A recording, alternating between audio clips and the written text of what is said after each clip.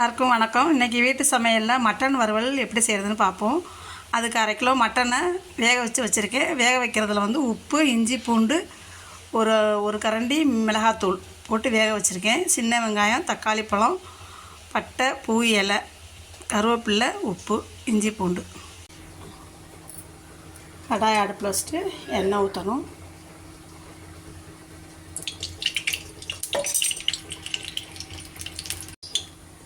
எண்ணெய் காஞ்சதும் பட்டை, சோம்பு, இலை, பூ போடணும்.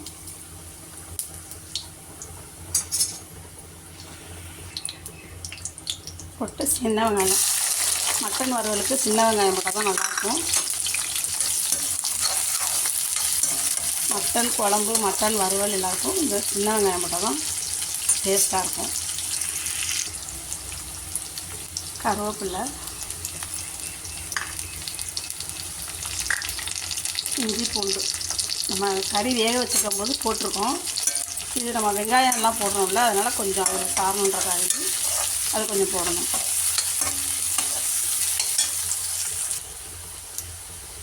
தக்காளி போடணும்.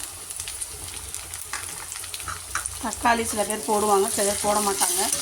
இது நிறைய மெத்தட் இருக்குது மட்டன் வறுவலில். தக்காளி போட்டு ஒரு சிலர் வறுப்பாங்க.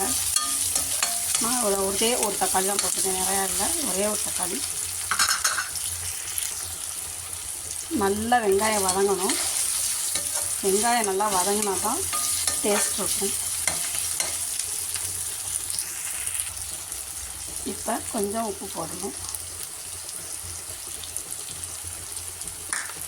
இன்னும் நம்ம கறி வேக வச்சப்போ கொஞ்சம் உப்பு போட்டுக்கோமா, அதனால் இதில் கொஞ்சம் தான் உப்பு போடணும். இப்போ நல்லா வதங்கிடுச்சு பாருங்கள். இந்த பாருங்க நல்லா வதங்கிடுச்சு.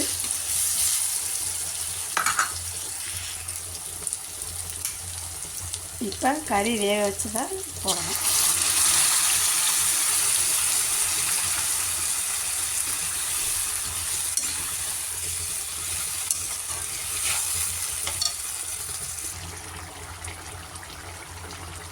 இப்போ மிளகாத்தூள் கொஞ்சம் போடணும்.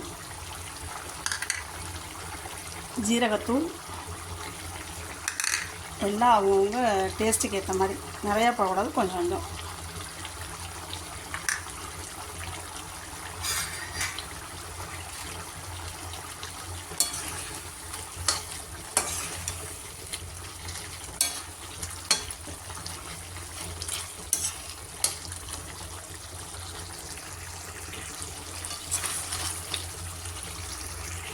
இது நல்லா சுருண்டு வரணும். ரொம்ப ட்ரையாகவும் ஆகக்கூடாது, ரொம்ப சதவீதமாக இருக்கக்கூடாது. நார்மலான ஆகலை கொஞ்சம். இப்போ எல்லாம் நல்லா சுருண்டு வதங்கிச்சு. கொஞ்சம் தேங்காயில் கொஞ்சம் முந்திரி பருப்பு, சோம்பு தேவைன்னா போட்டுக்கலாம். நான் போட்டிருக்கேன் இன்றைக்கி, ரொம்ப கிடையாது, கொஞ்சோன்னு. அது டேஸ்ட் இருக்கும், அதுக்காக வேண்டி நல்லாயிருக்கும். நீங்கள் செஞ்சு பாருங்கள். அது மாதிரி மட்டன் வறுவல் ரெடி ஆகிடுச்சு. தேங்காய் 1 ஸ்பூன் தான் போடணும், அரைச்சது, நிறையா போடக்கூடாது. நீங்களும் செஞ்சு பாருங்கள், எப்படி இருக்குன்னு சொல்லுங்கள். லைக் பண்ணுங்கள், ஷேர் பண்ணுங்கள், கமெண்ட் பண்ணுங்கள். தேங்க்யூ.